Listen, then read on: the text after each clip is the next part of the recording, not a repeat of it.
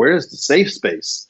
And sometimes people say it in the title, The year was 2007. The location, the University of Illinois. I was sitting on the couch outside the shared basement office that functioned as the U of I's jazz saxophone studio. Tenor saxophonist Ron Bridgewater, who was a local fixture and legend, exited the office to find me loudly blathering about some ultra-modern thing that everybody needed to hear about because I knew literally nothing, but I had a very healthy ego. Professor Bridgewater quietly chimed in, "Have you ever heard of Anthony Braxton?" I had, via Dave Holland, whose quintet was just about the most popular jazz band at the time amongst my peer group.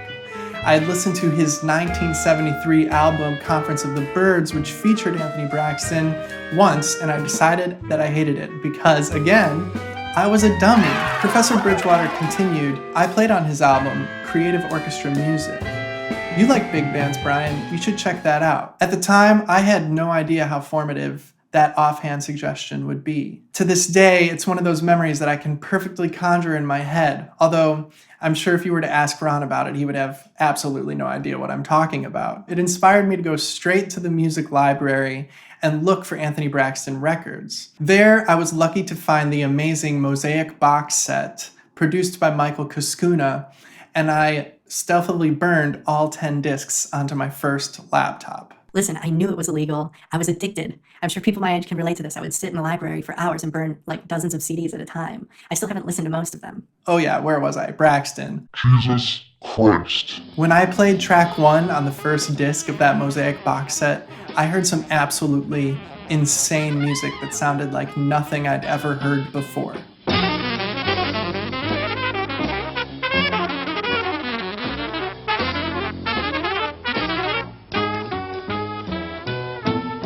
What you're listening to was titled Opus 23B on Mr. Braxton's Arista debut album, New York, Fall 1974. Today it's listed in his catalog as composition number 23B, so I'm going to refer to it as that title from here on. After totally devouring that recording, I quickly moved on to his big band record, Creative Orchestra Music, which restructuralized my affinity dynamics. Or at least that's how I think Mr. Braxton would put it.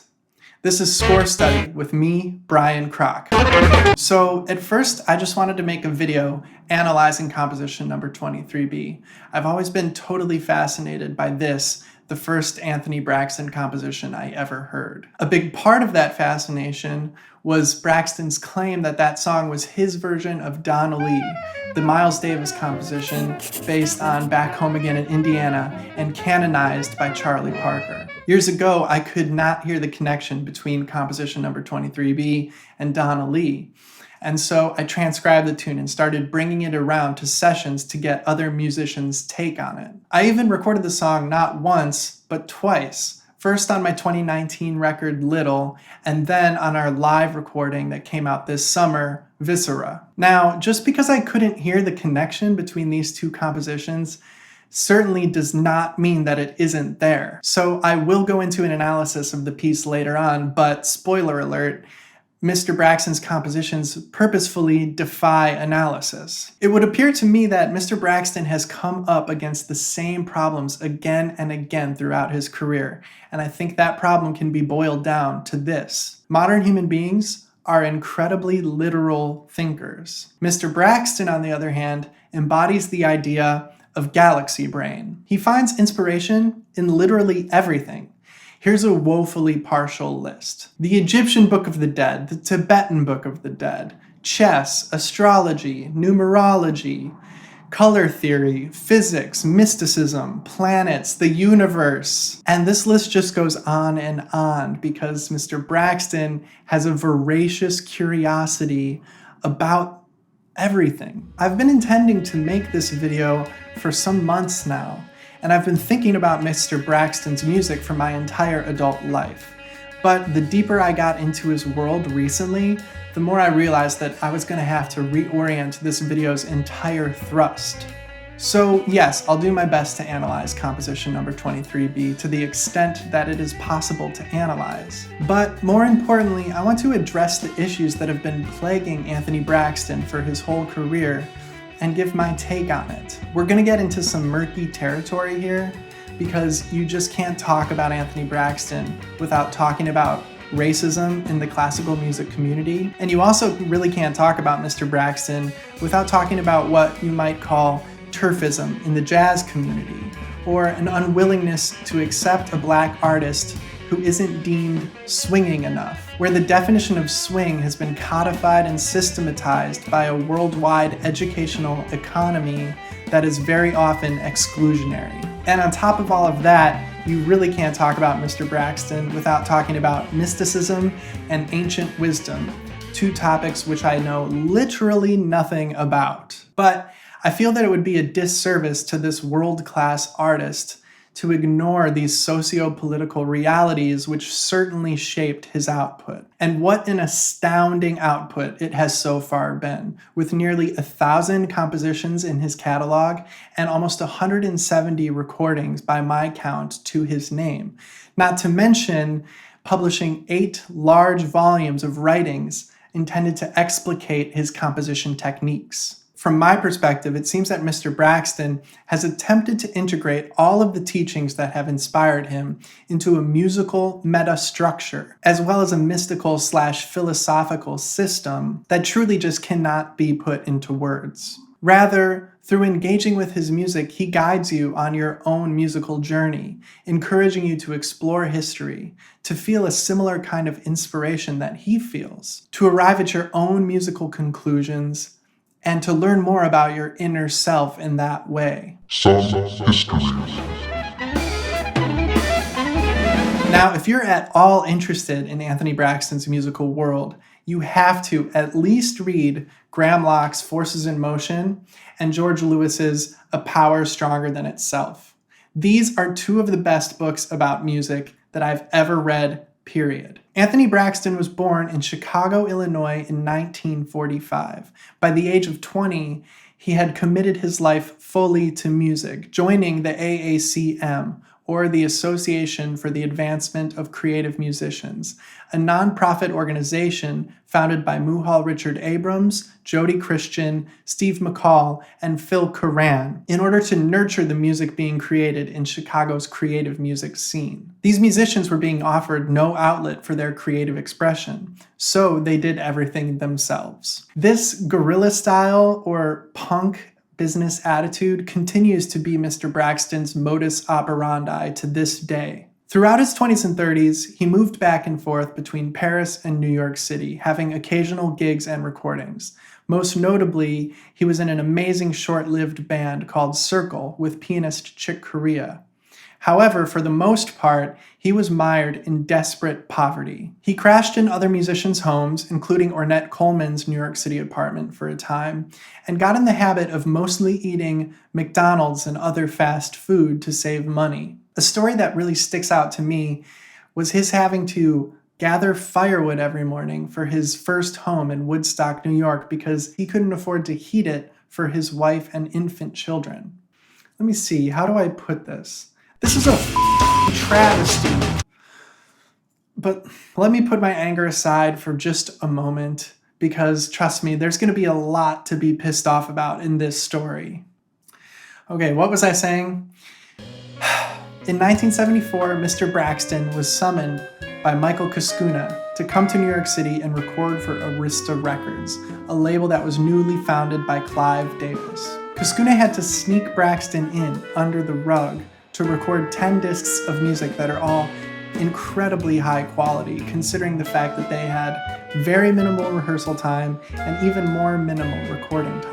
This recording contract with Arista might seem like a good deal, but in fact, Mr. Braxton accrued $25,000 of personal debt in making these records, which he had to work for years to pay off. Why did he do this? Well, he simply knew that he would never have a platform like Arista again, and he had to take advantage of this opportunity to document his most ambitious projects. His album For Four Orchestras was inspired by Stockhausen and Xenakis' similar multi-orchestral experiments. His big band album, Creative Orchestra Music, I'm telling you right now, is one of the best big band recordings of all time, and it's criminally underrepresented in jazz education, polls, and the like. In it, we hear influences from John Philip Sousa, who Braxton adored, as well as Duke Ellington and Count Basie, but with more than a little of Braxton's personal flavor injected throughout.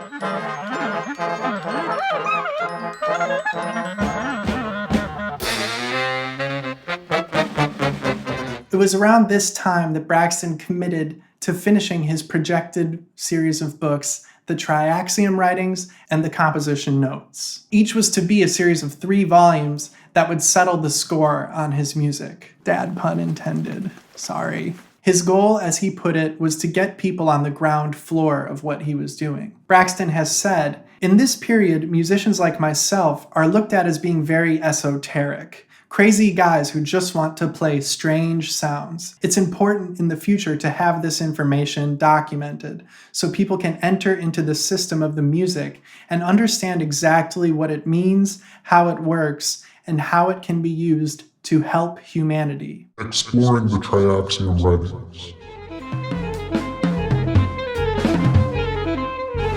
Braxton has been very concerned with quelling the spread of misinformation about his music, and so I've done my utmost to ensure that I am not adding to the detritus. But let's just take a moment to reflect on how generous it was for Braxton to write these books.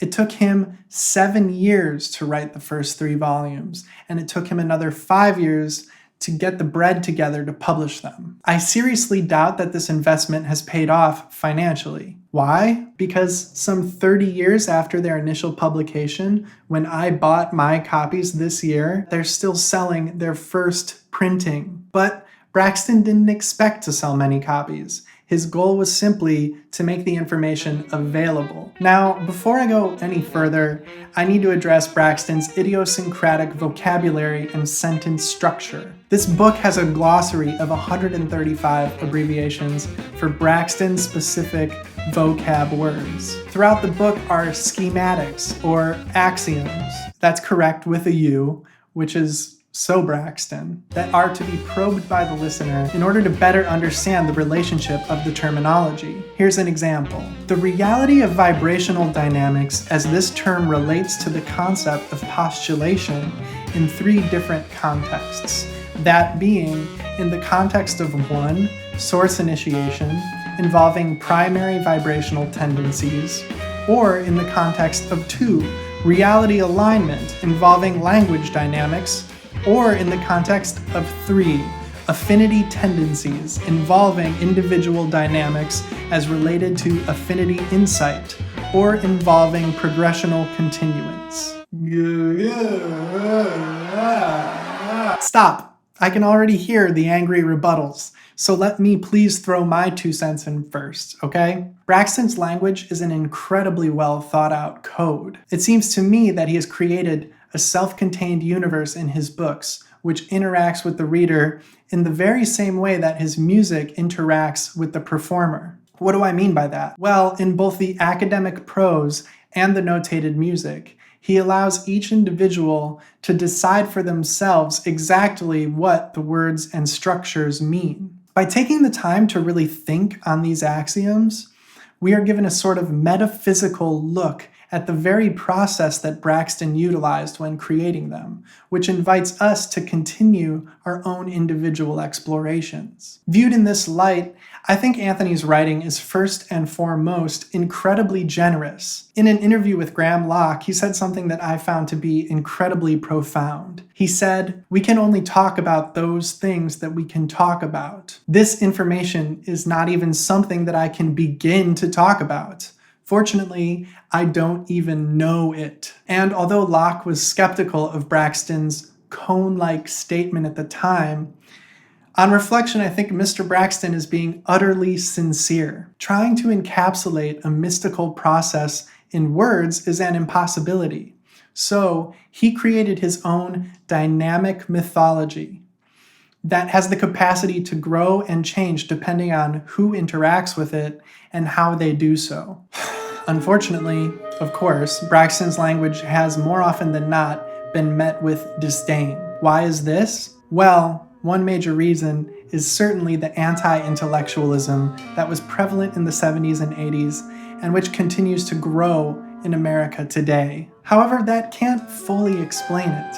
People were receptive to other formidable theory books. No, I think that the main reason for the active disdain that has been thrown at Braxton's meta world throughout the last many decades is the racism that is baked into Western European and American culture. To hear Braxton's take on it, his music was viewed as cold, intellectual. We were not acceptable African Americans. The image that surrounded my music in late Chicago would stay with me all my life.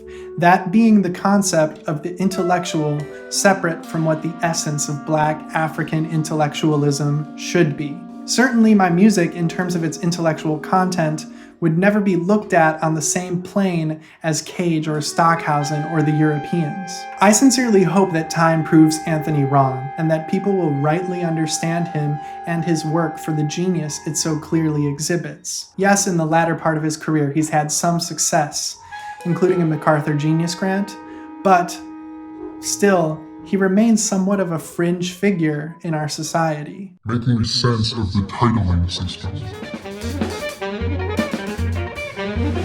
After grappling with the Tri-Axium writings for weeks, at times frustrated and angry, at other times awed with wonder, I then had to grapple with the composition notes and Braxton's famous titling system of opus numbers and accompanying images. According to Braxton, sometimes he'll compose a piece in a day, but the title might take him 2 weeks. Pulitzer Prize finalist and mind-boggling composer, improviser, and trumpeter Wadada Leo Smith said, "Braxton's titles are primarily mystical, and any advanced student of mysticism or metaphysical science can readily read the code and symbolism embedded in his titles.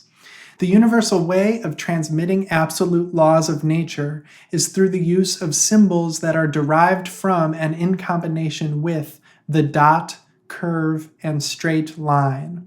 Letters and numbers provide the outside meaning of this language. So to give some coherence to what seems confusing, I'll only say that Braxton has utilized the language in its complete form. Let's not be lazy and instead take his word for it and explore for ourselves. Just like in the Tri-Axium writings, the composition notes contain a glossary of 98 sound classifications and 104 abbreviations to clarify the information in the titles. But we have to keep in mind that these titles have such a wide variety of information in them that we will not find any literal explanation for them. Nor should that disappoint us. Rather, engaging with the titles will tell us more about Anthony's subconscious and bring us into that mystical world that he seems to always inhabit. The opus numbers are organized chronologically, and as of 2020, there are 423 compositions for any imaginable group of instruments and multimedia, from solo piano to 80 tubas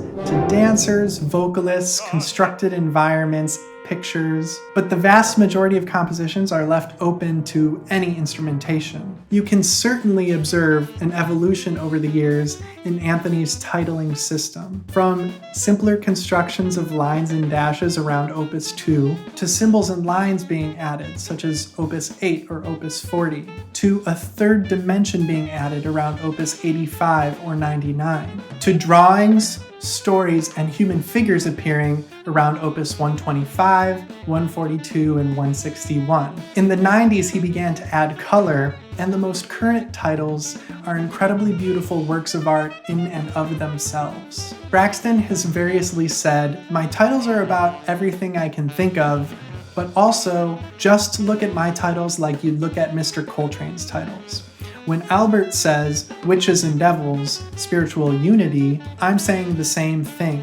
See, all the masters name their records and their compositions in special ways. Listening to Jason Moran on Leo Sidran's podcast actually really informed my viewpoint about Braxton's language. A concert my wife and I were doing for Carnegie Hall called Two Wings, the Music of Black America in Migration. And it was a concert around the Great Migration and how it affected America, but also how Black musicians chose to leave signs and codes in all these songs that they had written from across the diaspora of Black music, especially jazz and classical music and folk music. And so you hear songs like, say, Carolina Shout, like, a song that when James P. Johnson would, be in a red party, somebody said, well, take us back home. And so songs are supposed to do that, give us a way to hear and feel ourselves and also tell us where we want to go, And if we're in a state of trauma, for African Americans during that time and present day, we still are looking for where's the safe space. And sometimes people say it in the title, Unfortunately, I don't think I can add extra insight. Remember that Braxton's use of coded language, rather than being an attempt to intimidate, is actually a heartfelt invitation to explore. The titles don't tell you what the song is about, they ask you what you think it's about. So beyond that, all I can do is encourage you to look through Anthony's beautiful and lengthy list of works, a link to which I will include in the description. Analysis of Composition 23B. Of Opus 23, Braxton says, all of the works in this series are designed to activate particular focuses for the extended improviser, as a means to explore particular areas. This is exactly why I have loved to play Composition 23B so much over the years.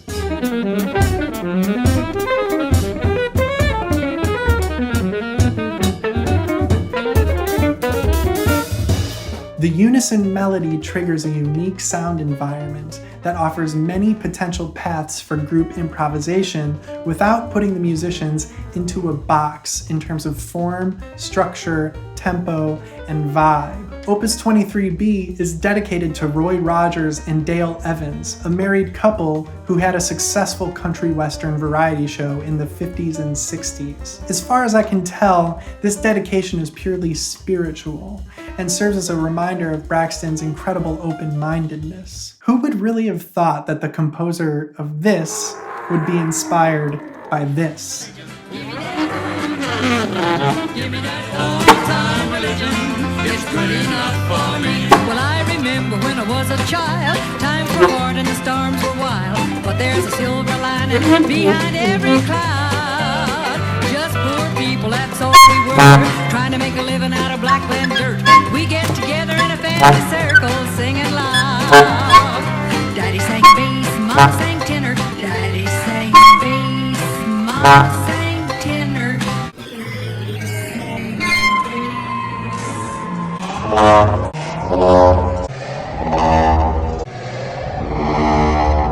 The other inspiration for composition number 23B has always mystified me. In the composition notes, Braxton says, composition number 23B is really an atonal Donna Lee with added language factors. What does he mean by that? I transcribed composition 23B to figure this out, so let's take a quick look.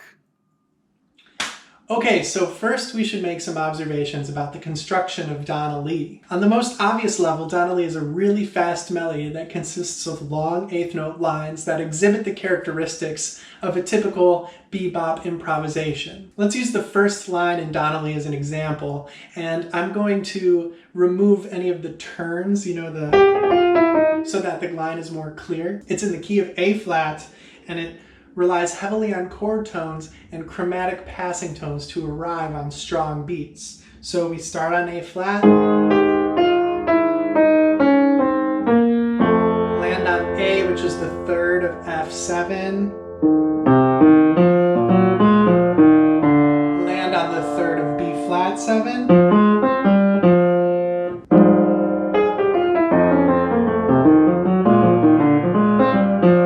similarly, composition number 23B has a long eighth note line that starts on an A flat and works its way down with chromatic approach tones and tonal intervallic shapes. Half step, half step.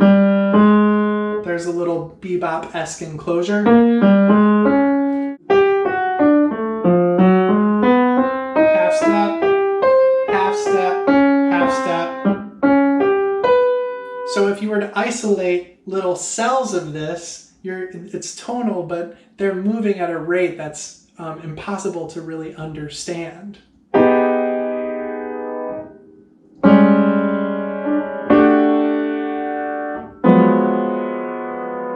So going through the tune, you see a lot of sort of abstracted bebop language. If, like me, you might be looking for a more literal connection between Donnelly and 23B, you're going to be sorely disappointed because there isn't one. The connection between the two tunes is more spiritual. Mr. Braxton has said that there is no harmonic framework to composition number 23B, and that's very important because he feels that a harmonic framework would put the improviser in a box and limit their choices. Rather, what Mr. Braxton has done is to utilize this fast stop-time swing context and filled it in with lines that modernize the bebop aesthetic. That incorporates more dissonant intervals, like this part in bar 4. There are larger leaps, like in measure 18, you find. There are more abrupt and frequent changes of direction. The changes of direction in Donnelly give it a melodic contour, or what Mr. Braxton refers to as gravelic shapes, because of the gravity of the line, like in this part in the melody.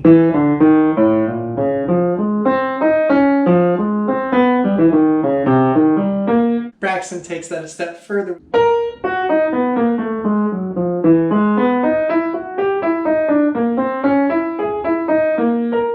And another key factor is odd and surprising phrase lengths. So basically he's upping the ante in every possible capacity of Donnelly. I think a major stroke of brilliance in this tune is the catchy mantra-like 4-bar phrase.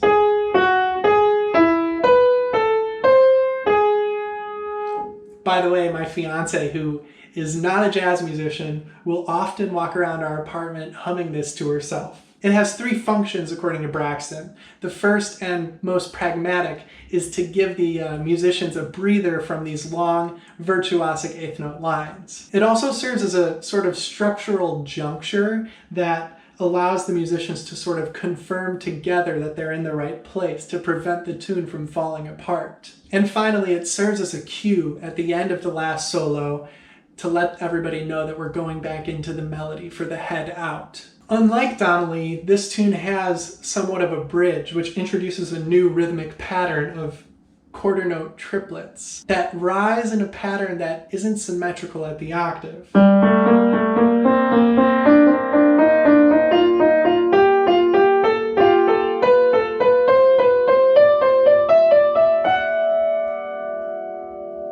And then we sort of get this awesome record skip moment that I love so much. It's always so fun to play, and it's hard not to laugh, honestly, which to me, humor in music is a sign that it's good.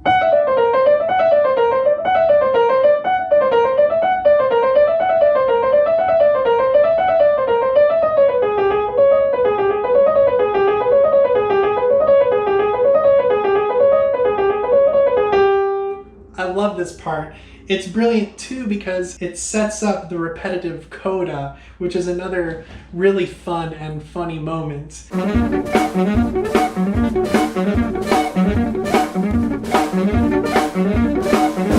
I'm not 100% sure what the score looks like for this, but the way I transcribed it is that the drummer cues when you move on from each of these measure-long cells that repeat and repeat and repeat.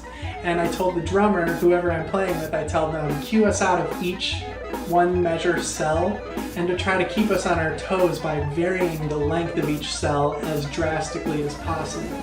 So this is hilarious. In other words, one segment could be 17 measures, one segment could be 2 or 1 measure. One segment could be 54 measures for all we care. It's all about playing with each other and trying to surprise one another and challenging our stamina. Thus, this is Braxton's spiritual tribute to Donnelly. He recombined the composite pieces of Donnelly in a way that's indecipherable to both the performer, the listener, and probably even unknown to Braxton himself because his composition process is so intuitive and mystical. Conclusion.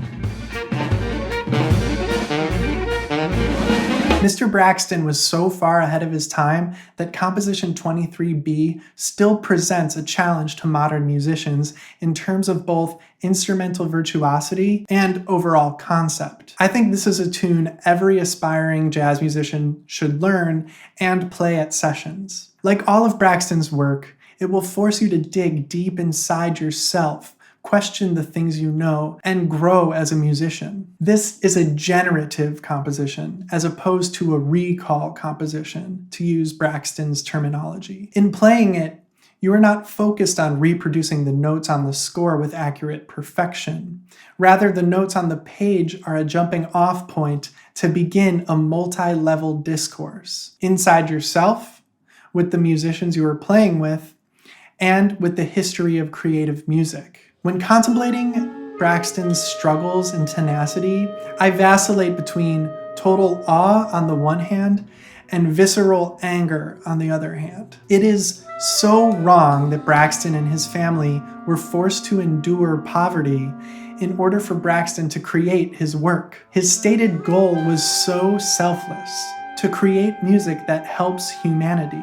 And he has achieved this goal in his lifetime. He set a high bar for future generations of musicians, and I would say that all of Western music has felt the impact of Mr. Braxton's work. Yet, American capitalist culture did not deign him worthy of the basic necessities of life. I believe Braxton's musical, philosophical, and theoretical convictions stem from a universal love for humanity and awe of existence, akin to that of the great genius John Coltrane. Graham Locke points us towards this beautiful Braxton quote in the Tri-Axium Writings, Volume 2. The seeds underlying positive world change can only be based on a profound love of all that is. And as such, world change involves the hope of a better state of being for all people and things, because it is not necessarily about people either.